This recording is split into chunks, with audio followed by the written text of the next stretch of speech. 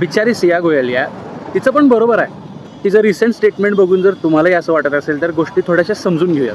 तिचं recent statement असं आहे की माझ्या घरातल्यांना मी सांगितलं होतं आणि केतन अगरवालला पण मी सांगितलं होतं की माझा बॉयफ्रेंड आहे.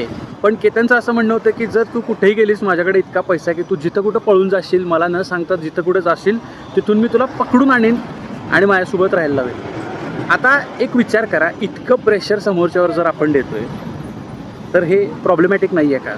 आणि सगळ्यात महत्त्वाची गोष्ट माइंडसेटमध्ये आज मी नेहमी सगळ्यांना सांगतो, पहिली गोष्ट तुम्ही तुमच्या मुलांमध्ये तुमच्यामध्ये करायला पाहिजे, नकार पचवण्याची ताकद ठेवा.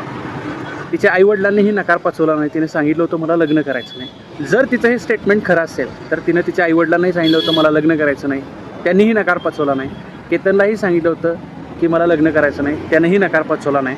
आणि मग ज्या काय ॲक्शन घडल्या त्या घडल्या. आता ह्यामध्ये तिनं जी ॲक्शन घेतली ती 100% चुकीची आहे. पण हे सगळं जे झालं ते नकार न पचवण्याच्या वृत्तीमुळं झालेलं आहे. कुठल्या तरी एका व्यक्तीनं माघार घेतली असती तर कदाचित हा दिवस आज बघायला लागला नसता. तुम्हालाही जर असंच वाटत असेल तर नक्की मला कमेंटमध्ये सांगा. धन्यवाद.